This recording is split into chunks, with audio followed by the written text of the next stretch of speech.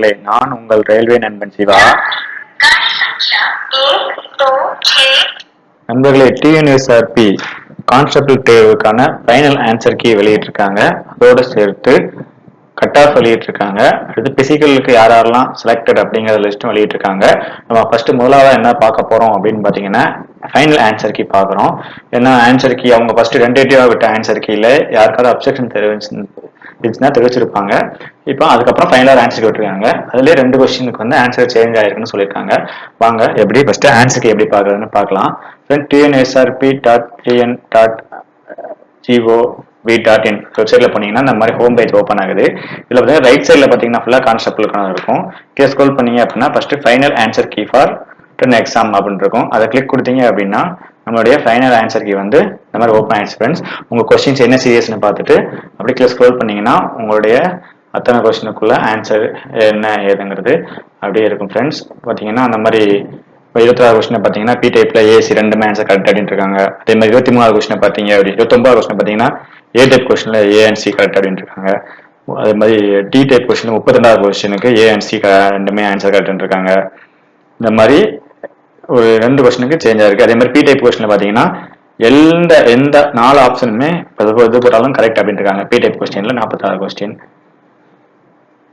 அதே மாதிரி பார்த்தீங்கன்னா சி டைப்ல 58 கொஸ்டின்ல எந்த ஆன்சர் பண்ணாலும் அது கரெக்ட் இருக்காங்க. ஏன்னா ஒன்று வந்து ஆன்சர் தப்பா கொடுத்துருப்பாங்க, அந்த கொஸ்டின் தப்பா இருக்கும்.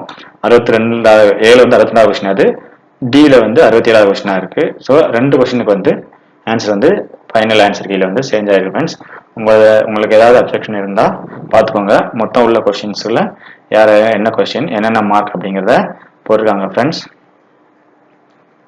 அடுத்து நம்ம என்ன பார்க்க போறோம் அப்படின்னா மொத்தம் 150 கொஸ்டின் வந்துச்சுல.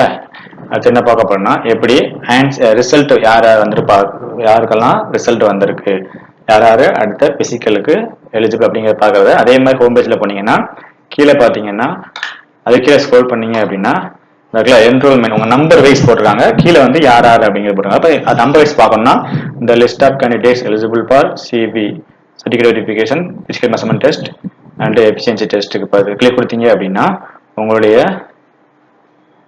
இந்த வைஸ் வந்து இதாயிரும் நம்பர் வைஸ். இதில் உங்கள் நம்பர் செக் பண்ணிக்கலாம். இதில் ஒவ்வொன்றா செக் பண்ணுறதுக்கு உங்களுக்கு இதாக இருந்துச்சுன்னா கண்ட்ரோல் எஃப்ங்கிறத நீங்கள் அழுத்தியும் மேலே சர்ச் பண்ணி இப்போ உங்கள் நம்பரை நீங்கள் எப்படி டைப்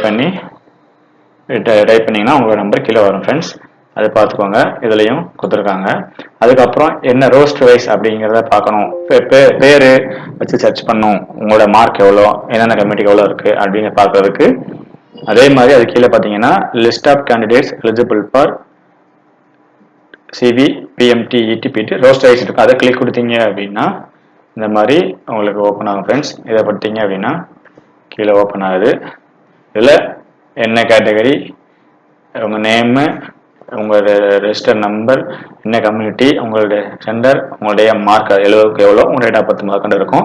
நீங்கள் இதுலேயும் உங்கள் நேமை டைப் பண்ணியோ இல்லை உங்கள் டேட் ஆஃப் பர்த் டைப் பண்ணியோ உங்கள் என்ரோல்மெண்ட் டைப் பண்ணியோ எதுனாலும் பார்க்கலாம் ஃப்ரெண்ட்ஸ். யார் செலக்டட், அவங்க கேட்டகரி என்ன, அவங்களுடைய கட் ஆஃப் என்ன அப்படிங்கிறது டேட் ஆஃப் பர்த் வந்து எல்லாம் கொடுத்துருக்காங்க. அப்படிங்கிற ஃபுல்லாக இருங்க. உங்கள் ஃபைனல் ஆன்சர் கீ அப்புறம் நம்பர் வைஸ் பிடிஎஃப், உங்களுடைய இந்த ரோஸ்ட் வைஸ் பிடிஎஃப் வேணும் அப்படிங்கிறது உங்களுக்கு வேணும் அப்படின்னா வீடியோ டிஸ்கிரிப்ஷன் பாக்ஸில் கொடுத்துருக்கேன். வேணுங்கிறவங்க நோட் பண்ணிக்கோங்க.